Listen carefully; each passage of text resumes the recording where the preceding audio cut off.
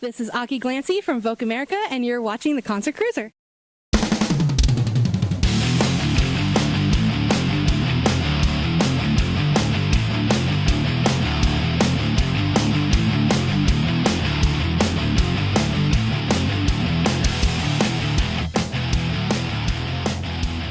What's going on, nation? I know it's been a while, but you know what?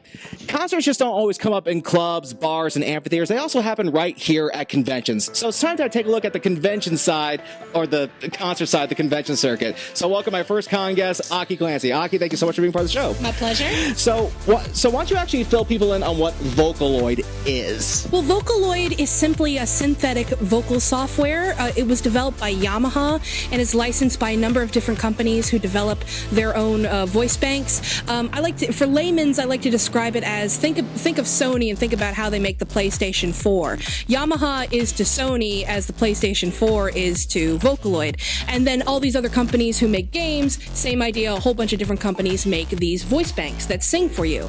And musicians can use these voice banks in their music as backup singers, their main vocalists, and do just about anything with them that involves the human voice. Because Yamaha makes some pretty good guitars too, so stick with them. Absolutely. So essentially, it's kind of like using auto-tune like an actual instrument, but do you still have to have legitimate talent in singing and producing? No, because the Vocaloid is your singer. The only part of the human voice that it uses is the pre-recorded settings for each one. You're not making it. You're not making the voice yourself. The voice comes to you, and then you use it the same way that you play a note on a piano. You add a note in Vocaloid and type in a lyric, and it sings it back to you. And then the producer has to manipulate that voice, has to make it sound as realistic or unrealistic as they wish. Okay, so there is still skill needed to create something like this. It's just the same type of skill that you would use in any other utilization of any other musical instrument. Yeah, it's very much making the voice the instrument.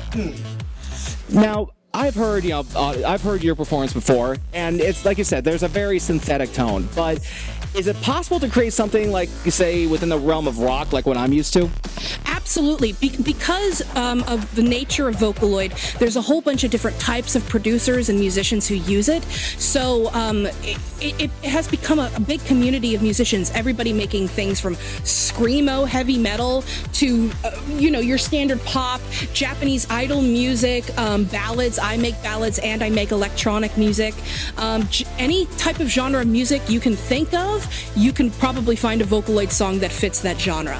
Okay, I'm going to have to find some of this stuff and put it here in the interview. I can link you. I know the best stuff. Okay, now, does it actually feel a little weird that this holographic image is actually getting all the praise and the creator isn't? It depends on your point of view. It really depends on the creator.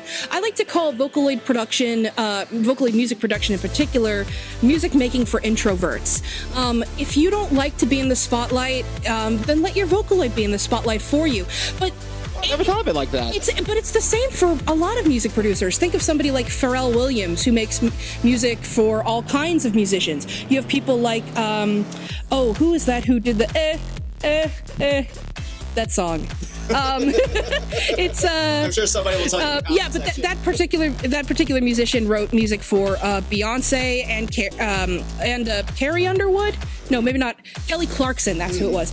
And then you have, very famous musicians, people like Avril Lavigne. Back in the early 2000s, there was a song that Kelly Clarkson sang called Breakaway. Avril Lavigne wrote that, but nobody knew that unless they looked it up.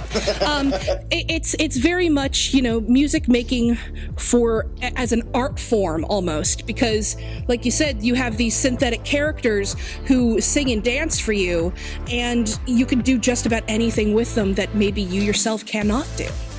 Okay, that's interesting. Now, seeing how this is not your typical standard band setup, how much extra effort goes into putting on something like this? Well, for starters, I have a team of absolutely amazing artists and choreographers who help create the dances as well as the animations, and then I work with musicians, primarily people who I'm familiar with because they're the easiest ones to get in contact with. But because I've started this project, I've been introduced to a lot of more new musicians. So I'm working right now for our 2019 season, getting these new musicians into the show. So I would say, in terms of who works with me directly, I would say we probably have between 4 and 10 regularly contributing individuals, and that means regularly. Some have only contributed a few things, but some do it on the regular. See, guys, if you expand your horizons, you can actually do something like this. And you've actually toured quite a bit over the world with this thing, haven't you? I have. In August, I was in Prague. I've been to Spain. I've been to the West Coast. I was Salt Lake City, Utah. I've been to again, coming back. This is my second year here, yeah. So it's been pretty fantastic. It's pretty amazing. See, while the music scene has definitely changed, you can still make it. It really helps to expand your horizons and not just to stick with one genre of music. Aki, thank you so much for joining us. It's been my pleasure. Thank you. Until next time, I'll see you. Bye, everybody. Backstage.